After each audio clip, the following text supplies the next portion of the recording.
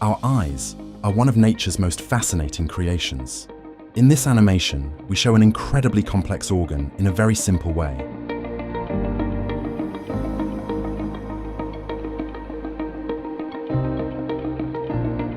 The eyes are an important sensory organ for us, which serves to perceive light stimuli from the environment.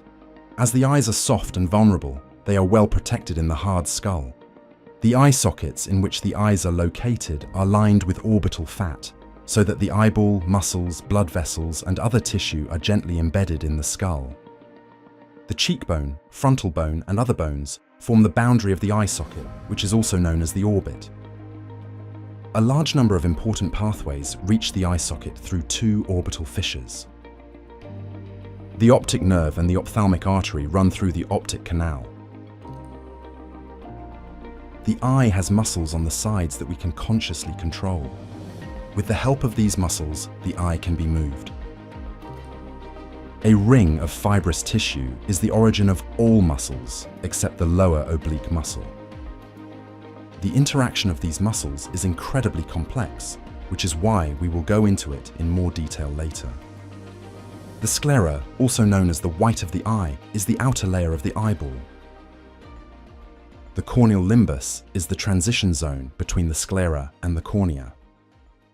As we can clearly see here, the cornea, unlike the sclera, is transparent. Beneath the sclera, we find a layer that contains an incredible number of blood vessels that supply the eye with oxygen and other nutrients. The fine blood vessels of the choroid extend to the iris. The iris impresses with its brilliant colors, which are caused by pigments. The inner edge of the iris forms the pupil. The light penetrates through the pupil and reaches another layer, which is known as the retina. In this layer, there are photoreceptor cells that convert light into nerve impulses. These nerve impulses are transmitted with the help of the optic nerve to the brain. The transition zone between the retina and the ciliary body is known as the ora serrata. Zonual fibers, which are also attached to the ciliary processes, originate from the ora serrata. These zonules are also connected to the lens, which can then be deformed. Let's now look at how the individual areas of the eye work together to enable human vision. First, the light hits the sclera and the cornea. As the cornea is transparent, the light reaches the iris and passes through the pupil. The muscle cells of the iris can constrict or dilate the pupil. When there is little light, the pupil dilates so that more light can enter the eye. When the light is strong, however, the pupil constricts.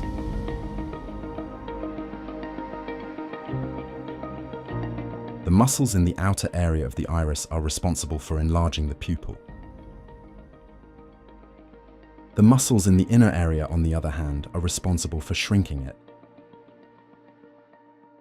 The iris muscles are controlled by certain nerve cells in the brain. As soon as light hits the photoreceptors located in the retina, such as the photosensitive retinal ganglion cells, electrical signals are transmitted to the brain cells through the optic nerve. The nerve cells in the brain process the information and then transmit electrical signals to the pupil muscles through nerve fibers. The pupil muscles contract or relax due to these electrical signals. This allows the optimal pupil size to be set. The retina is also responsible for our ability to see. The fovea centralis is considered to be the central point of the retina with the highest visual acuity. To the right of the fovea, we see how the optic nerve hits the retina. This area is called optic disc. The top layer of the retina is the inner limiting membrane, which consists primarily of Müller glia cells. Müller glia cells have a variety of tasks and run through all layers of the retina. Embedded in the Müller glia cells and directly below the limiting membrane are the nerve fibers that send electrical signals to the brain. There are an incredible number of different cells beneath this layer of nerve fibers, which are also connected to one another by nerve fibers.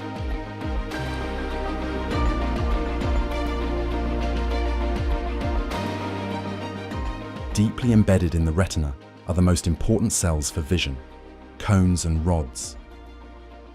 They are the most important and most common photoreceptors in the human eye. As mentioned, they are deeply embedded in the retina and have numerous cells above them. For this reason, the light must penetrate all layers of the retina before it hits these photoreceptors. Rods are more numerous in the retina and are used for vision in low light, for example at dusk and at night. For vision in bright light, we have cones, of which we have 3 types, namely for blue, red and green light.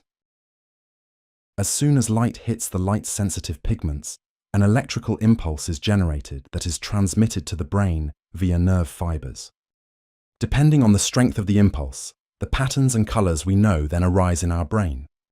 However, this process is a bit more complex. So, let's take a look at this. First of all cones and rods are connected to horizontal cells. In this way, horizontal cells can coordinate the signals from all photoreceptors. For the sake of simplicity, we are only showing the horizontal cells of the cones here. The regulation mechanism of the horizontal cells then allows us to see with high contrast. The signal is then transmitted to the bipolar cells, which process the incoming signal again. They inhibit or amplify the signal from the photoreceptors or the horizontal cells. The electrical impulses finally reach the amacrine cells and the ganglion cells. The amacrine cells analyze and influence the impulses that reach the ganglion cells from the bipolar cells. The ganglion cells ultimately transmit the signals to the brain via the nerve fibers.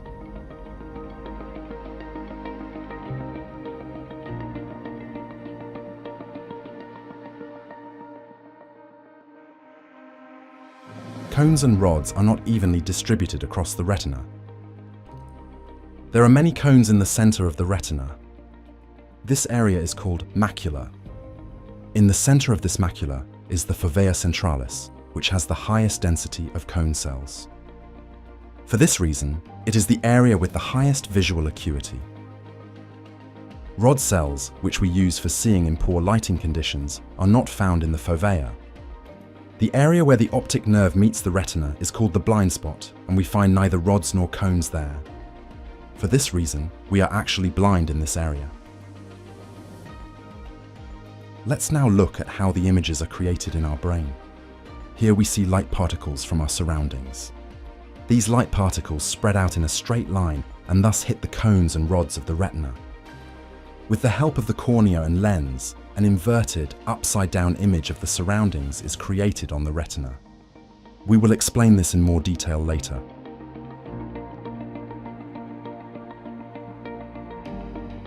Cones and rods, just described, generate electrical impulses from the light particles, which reach the ganglion cells of the retina. The ganglion cells of both right halves of the eye are connected to the right half of the brain through the nerve fibers.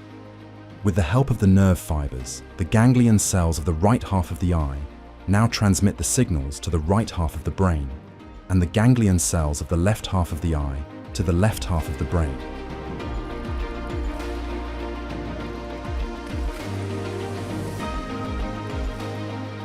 The electrical impulses reach nerve cells in the brain, known as the lateral geniculate body. They process the signals from the ganglion cells and transmit them to an area known as the primary visual cortex.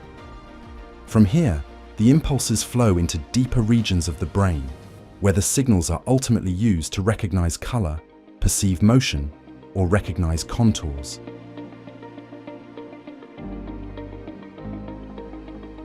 Let's now look at how humans can see objects near and far clearly. This ability requires a lens that is attached to the ciliary body using zonules.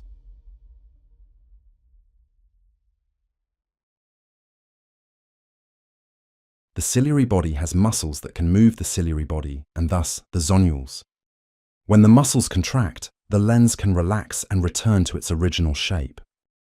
When the muscles relax, the lens is pulled outwards and becomes wider. The lens can be deformed in this way, and is thus able to refract the incoming light to different degrees. Let's take a look at this.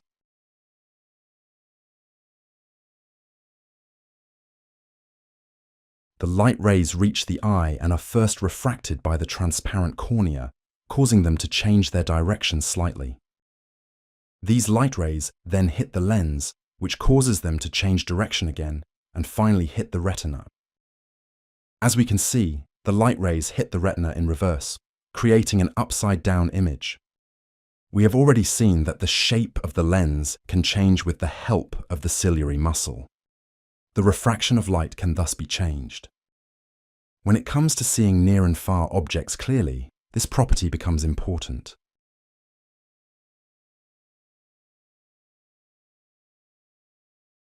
When sunlight hits the same point on an object from all imaginable directions, the light rays are reflected from the surface and then reach the eye and thus the retina. In this case, a small area in the environment should correspond to a small area on the retina. As soon as the object moves further away from the eye, we see that the light is distributed over a large area on the retina. If the object moves closer to the eye again, a single dot appears again on the retina. The reason is the change in the angle at which the light rays hit the cornea and finally the lens. Here, we can clearly see how the angle of the light particles changes for near and distant objects. Humans have a lens so that we can see objects that are far away clearly. As already shown, this lens is able to change its shape and can therefore influence the refraction of light. This is how the focal point is located directly on the retina. So we can say the following. For objects that are far away, the ciliary muscle relaxes and the lens becomes larger. For objects that are close, the ciliary muscle contracts and the lens becomes smaller. However, there are also situations in which the eyeball is deformed. If the eyeball is too long, the focal point is in front of the retina, and if the eyeball is too short, the focal point lies behind the retina.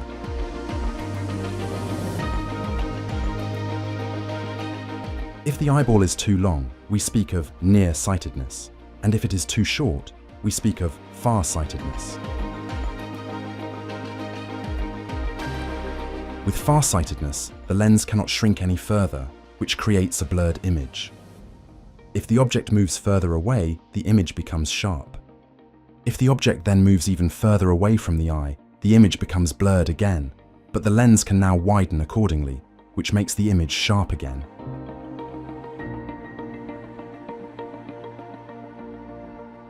The eye is focused completely automatically by the intraocular muscle. However, we can move some of the extraocular muscles at will to change the direction of view. In the case of abduction, the necessary muscles contract.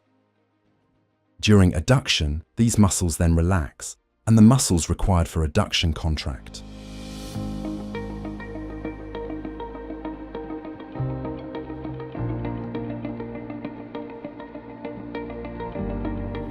Here is a look at abduction and adduction from above.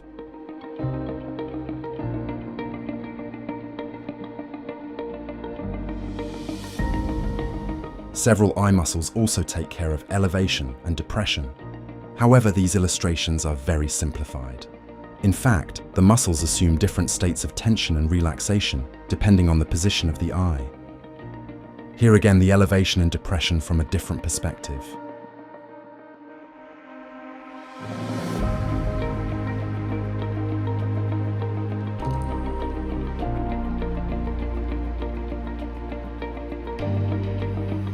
The top of the eye turns away from or towards the nose when we tilt our head slightly to the side.